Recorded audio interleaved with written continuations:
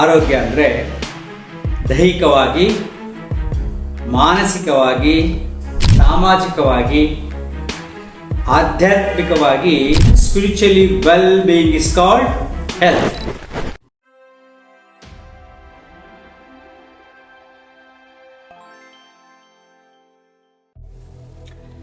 ನಮಸ್ಕಾರ ಸ್ನೇಹಿತರೆ.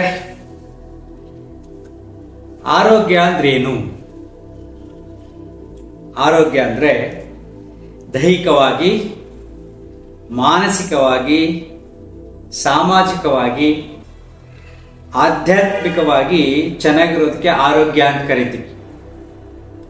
Physically, mentally, socially and spiritually well being is called health. So ಇವತ್ತಿನ topic ಅದೇನೆ. ಬರೀ ಆರೋಗ್ಯ ಅಂದರೆ ಸುಮ್ಮನೆ ದೇಹ ನೋಡಿಕೊಂಡು ಮನಸ್ಸು ನೋಡ್ಕೊಂಡು ಇದ್ಬಿಡೋದಲ್ಲ.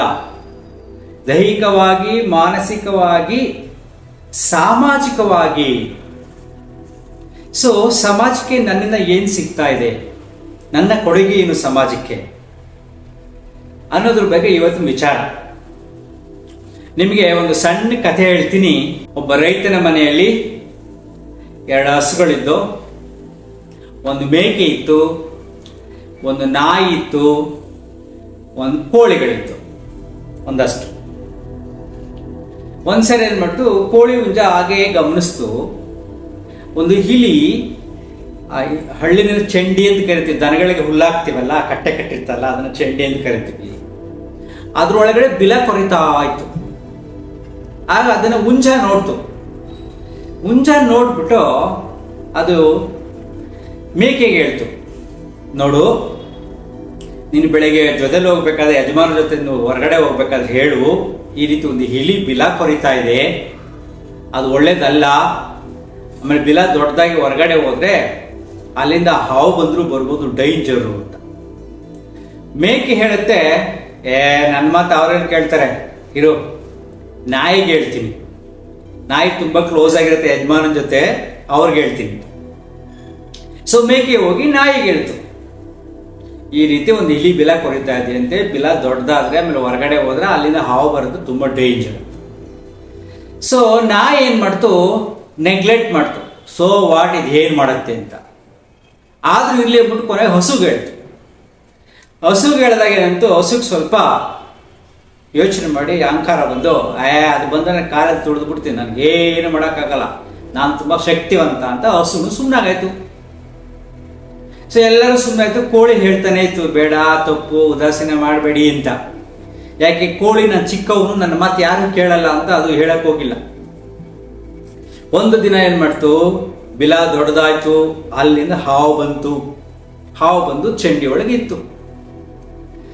ಸೊ ರೈತನ ಹೆಂಡತಿ ಹುಲ್ಲಾಕಕ್ಕೆ, ಹಸುಗೆ ಹುಲ್ಲಾಕಕ್ಕೆ ಬಂದು ಚೆಂಡಿಗೆ ಕೈ ಇಟ್ಟಾಗ ಹಾವು ಕಚ್ಬಿಡ್ತು. ಸಡನ್ ಆಗಿ ಏನ್ ಮಾಡೋದು, ಆ ಎಮ್ಮನ ತಗೊಂಡೋಗಿ ಆಸ್ಪತ್ರೆಗೆ ಸೇರಿಸಿದ್ರು. ಹಾವಿನ ವಿಷ ಮೈಗೆಲ್ಲ ಏರ್ಬಿಟ್ಟು ತುಂಬಾ ಕಷ್ಟ ಆಯ್ತು. ಟ್ರೀಟ್ಮೆಂಟ್ ಸ್ಟಾರ್ಟ್ ಆಗಿದೆ. ಒಂದು ದಿನ ರೈತ ಮನೆಗೆ ಬರಕ್ ಆಗ್ಲೇ ಇಲ್ಲ. ಮೇಕೆಗೆ ಆಹಾರ ಇಲ್ಲ, ನಾಯಿಗೆ ಆಹಾರ ಇಲ್ಲ, ಹಸುಗೆ ಆಹಾರ ಇಲ್ಲ, ಹುಲ್ಲಾಕಿಲ್ಲ. ಕೋಳಿ ಮಾತ್ರ ಆರಾಮಾಗಿ ಹೊರಗಡೆ ಮೇಯ್ಕೊಂಡು ಬಂದ್ಬಿಡುತ್ತೆ. ಸೊ ಮಾರನೇ ದಿನ ಬಂದು ಸ್ವಲ್ಪ ಎಲ್ಲ ಮೇವು ಹಾಕ್ಬಿಟ್ಟು ಪುನಃ ಆಸ್ಪತ್ರೆಗೆ ಹೋದ. ಸೊ ಅವಾಗ ರೈತನಿಗೆ ಹಣಕಾಸಿನ ಸಮಸ್ಯೆ ಆಯಿತು. ಅವನು ಯೋಚನೆ ಮಾಡಿ ಮೇಕೆನ ಮಾರ್ಬಿಟ್ಟ. ಸೊ ಮೇಕೆ ಕಟ್ಟುತನ ಪಾಲಾಯ್ತು. ಸೊ ನಾಯಿ ಸರಿಯಾಗಿ ಊಟ ಇಲ್ಲ. ನಾಯಿ ಪಕ್ಕದ ಮನೆ ಹತ್ರ ಹೋಗುತ್ತೆ, ಒಂದಿನ ಹಾಕಿದ್ರು 2 ದಿನ ಬರುತ್ತೆ, ಕೋಳಿ ಹೊಡಿತಾ ಇದ್ದಾರೆ. ಹಸುಗೆ ಮೇವು ಸಾಕ್ತಾ ಇಲ್ಲ. ಆಗ ರೈತ ಯೋಚನೆ ಮಾಡ್ದ, ಈ ಹಸುನ ಹಾಗೆ ಇಟ್ಕೊಂಡ್ರೆ ಹಸುಗಳನ್ನ ಕಷ್ಟ ಆಗುತ್ತೆ, ನನ್ನ ಹೆಂಡ್ತಿನ ಹುಷಾರಾಗಿಲ್ಲ, ಆಮೇಲೆ ನಿಧಾನ ತಗೊಂಡ್ರಾಯ್ತು ಅಂತ ಕೊನೆಗೆ ಹಸುನು ಮಾರ್ಬಿಟ್ಟ. ಅದು ಬಡಕಲಾಗಿತ್ತು, ಮಾರ್ಬಿಟ್ಟ. ಕೊನೆಗೆ ಉಳ್ಕೊಂಡದ್ದು ಯಾವುದು, ಕೋಳಿ ಮತ್ತೆ ನಾಯಿ. ಕೋಳಿ ಆರಾಮಾಗಿ ಹೊರಗಡೆ ಹೋಗೋದು, ಏನೋ ತಿನ್ಕೊಳ್ಳೋದು, ಬಂದ್ಬಿಡೋದು. ನಾಯಿ ಹಂಗೆ ಮಾಡೋಕ್ಕಾಗಲ್ಲ. ಎದುರುಗಡೆ ಮನೆ ಮುಂದೆ ಹೋಗಿ ಕಾಯ್ತಾ ಇರೋದು, ಅವ್ರು ಹಾಕಿದ್ರು ಸ್ವಲ್ಪ ತಿನ್ನೋದು, ಅವರು ಮೂಡಿದ್ರೆ ಹಾಕ್ತಾ ಇದ್ರು, ಇಲ್ಲರ ಒಡೆದು ಓಡಿಸ್ತಾ ಇದ್ರು. ನಾಯಿಗೆ ಸಂಕಟ ಶುರುವಾಯಿತು. ಮೊದಲು ಎಷ್ಟು ಆರಾಮಾಗಿ ಟೈಮ್ಗೆ ಈ ಮನೆ ಹೆಂಡತಿ ಊಟ ಹಾಕ್ತಾ ಇದ್ರು, ಎಷ್ಟು ಸುಖವಾಗಿದ್ದೆ. ನಾನು ಕೋಳಿ ಮಾತಿನ ಕೇಳಬೇಕಾಗಿತ್ತು, ನಾನು ಎಲ್ಲರಿಗೂ ಹೇಳಬೇಕಾಗಿತ್ತು, ನಾನು ಹೇಳಲಿಲ್ಲ. ಇದು ನನ್ನ ತಪ್ಪದ. ನಾಯಿ ತುಂಬ ಪಡಕ್ಲಾಯ್ತು. ಕೋಳಿ ಆರಾಮಾಗಿತ್ತು ಅಲ್ಲಿ ಇಲ್ಲಿ ತಿನ್ಕೊಂಡು.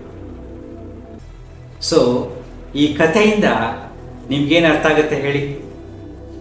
ಸೊ ಸಮಾಜದಲ್ಲಿ ನಡೀತಕ್ಕಂಥ ಘಟನೆಗಳನ್ನ ನಾವು ನನಗೇನು ಆಗಲ್ಲ, ಅಯ್ಯೋ ಯಾರೋ ಏನೋ ಮಾಡ್ಕೋತಾರೆ, ಅವ್ರು ಮಾಡ್ಕೋತಾರೆ, ಇವ್ರು ಮಾಡ್ಕೋತಾರೆ ಅಂತ ನಾವು ಸುಮ್ಮನಿರ್ತೀವಿ. ಕೊನೆಗೆ ಸುತ್ತಿ ಬಳಸಿ ಎಲ್ಲ ಸಮಸ್ಯೆಗಳು ನಮ್ಮ ಹತ್ರನೇ ಬರ್ತವೆ. ನಾನು ಯೋಗ ಮಾಸ್ಟ್ರು, ನನಗೇನಾಗಲ್ಲ ಅಂತ ನಾನು ಆರಾಮಾಗಿದ್ಬಿಟ್ರೆ ನಮ್ಮ ಮನೆಗೆ ಟ್ಯಾಕ್ಸ್ ಜಾಸ್ತಿ ಮಾಡಿದ್ರೆ, ಸಾಮಾನುಗಳ ಬೆಲೆ ಜಾಸ್ತಿ ಮಾಡಿದ್ರೆ, ಬೇರೆಲ್ಲ ಜಾಸ್ತಿ ಮಾಡಿದ್ರೆ ನನಗೆ ಸಮಸ್ಯೆ ಆಗಲ್ವಾ? ಸೊ ಈ ವಿಚಾರ ಯಾಕೆ ಹೇಳಿದ್ರೆ, ಈಗಿನ ಕಾಲಘಟ್ಟದಲ್ಲಿ ನಡೀತಕ್ಕಂಥ ಸಮಾಜ ನಡೀತಕ್ಕಂಥ ಘಟನೆಗಳನ್ನು ನಮ್ಗೆ ಹೇಳ್ತಾ ಇದ್ದೀನಿ. ಈಗ ರೀಸೆಂಟ್ ನಿಮ್ಗೆಲ್ಲ ಗೊತ್ತಿದ್ದಲ್ಲ, ನಮ್ಮ ಸರ್ಕಾರ ಏನೇನು ಮಾಡ್ತು, ಎಷ್ಟೊಂದು ಉಚಿತ ಭಾಗ್ಯಗಳನ್ನು ಕೊಡ್ತು ಅಂತ. ಇದನ್ನ ವಿರೋಧಿಸಲ್ಲ, ಆದರೆ ಉಚಿತವಾಗಿ ಯಾವ ಭಾಗ್ಯ ಕೊಡ್ಬೇಕಂದ್ರೆ ಒಂದೇ ಒಂದು ಭಾಗ್ಯ, ಅನ್ನ ಭಾಗ್ಯ ಮಾತ್ರ. ಬಡವನಿಗೆ, ಹಸಿದವನಿಗೆ ಅನ್ನ ಹಾಕ್ಬೇಕು, ಅದು ನಮ್ಮ ಧರ್ಮ, ಅದು ಕಾಪಾಡಲೇಬೇಕು ಅವ್ರನ್ನ. ಅದೊಂದನ್ನು ಮಾತ್ರ ಕೊಡ್ಬೇಕು. ಅವನು ಹಸಿದು ಮಲಗೋ ಆಗೋ ರೀತಿ ನೋಡ್ಕೋಬಾರ್ದು ನಾವು, ಅದು ನಮ್ಮ ಜವಾಬ್ದಾರಿ. ಬೇರೆಲ್ಲ ಭಾಗ್ಯಗಳು ವೇಸ್ಟ್. ಈಗ ನೋಡಿ, ಸಿಂಪಲ್ ನಾನು ನಿಮ್ಗೆ ಹೇಳ್ತೀನಿ. ಯಾಕೆ ಹೇಳ್ತಾ ಇದ್ದೀನಿ ಅಂದ್ರೆ, ಸಾಮಾಜಿಕವಾಗಿ ನಾವು ಸ್ವಲ್ಪ ಚಿಂತನೆಯನ್ನು ಮಾಡಬೇಕು. ಮೊದಲನೇದು waste, current. So 200 unit current ಎಲ್ಲರಿಗೂ ಫ್ರೀ ಕೊಡ್ತೀವಿ ಅಂತ ಹೇಳ್ತೀರಿ. ಯಾಕೆ ಕೊಡ್ತಾ ಇದ್ದೀರಿ? ಕರೆಂಟ್ ಇಲ್ಲದೆ ಯಾರು ಮಲಗಿದಾರಾ? ಕರೆಂಟ್ ಇಲ್ಲದೆ ಮನೆ ಬಿಟ್ಬಿಟ್ಟು ಹೊರಗಡೆ ಹೋಗಿದಾರ? ಕರೆಂಟ್ ಇಲ್ಲಪ್ಪ ನಾವು ಜೀವನ ಮಾಡೋಕ್ಕಾಗಲ್ಲ, ನಾವು ಸತ್ತೋಗಿದಾರ. ಬಟ್ ಅನ್ನ ಇಲ್ಲದೆ ಸತ್ತೋಗ್ತಾರೆ. ಕರೆಂಟ್ ಇಲ್ಲದೆ ಯಾರು ಸಾಯಲ್ಲ. ಅದಕ್ಕೆ ಬೇಕಾದಂಗೆ ಅವರು ಅನುಕೂಲತೆಗಳನ್ನ ಎಲ್ಲ ಮಾಡ್ಕೋತಾರೆ ಈಗಿನ ಕಾಲದಲ್ಲಿ. ಆದರೆ ನೀವು ಕರೆಂಟ್ ಫ್ರೀ ಕೊಡ್ತಾರೆ, ಎಷ್ಟೊಂದು ದುಡ್ಡು ಲಾಸ್ ಆಗುತ್ತೆ.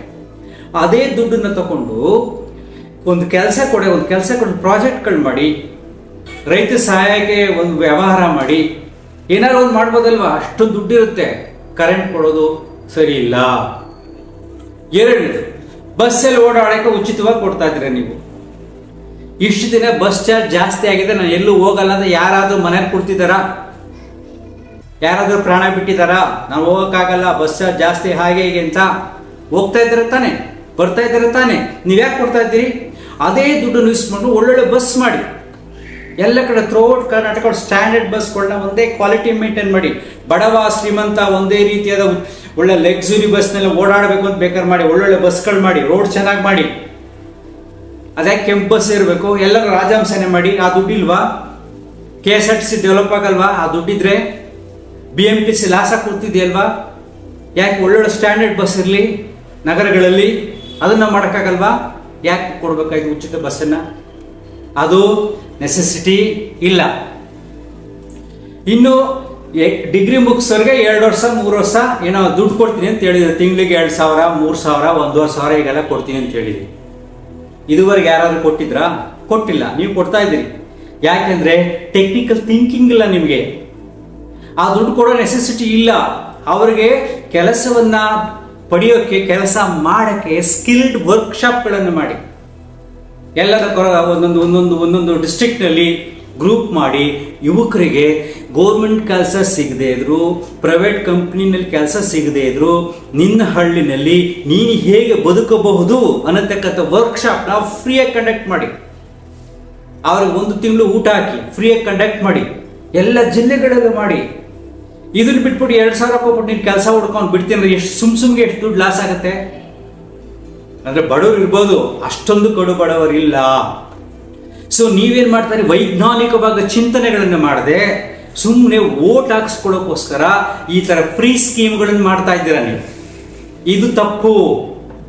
ಇದು ಸಾಮಾಜಿಕ ಕಳಕಳಿ ಪ್ರತಿಯೊಬ್ಬರಿಗೂ ಇರಬೇಕು. ಅದಕ್ಕೋಸ್ಕರ ಒಬ್ಬ ಯೋಗ ಮಾಸ್ಟರ್ ಆಗಿ ನಾನು ಸಿಂಪಲ್ ಆಗಿ ಒಂದು 2-3 ನಿಮಿಷದಲ್ಲಿ ಹೇಳಿದ್ದೀನಿ. ಆ ಕಥೆಯನ್ನ ಕೇಳಿ ಸ್ವಲ್ಪ ಚಿಂತನೆಗಳನ್ನು ಮಾಡಿ, ನಾವು ಬಡವರು ಖಂಡಿತ ಸಹಾಯ ಮಾಡಬೇಕು. ಬರೀ ಒಂದೇ ಒಂದು ಸಾಕು, ಅದು ಅನ್ನಭಾಗ್ಯ, ಆಹಾರ ಕೊಡಿ.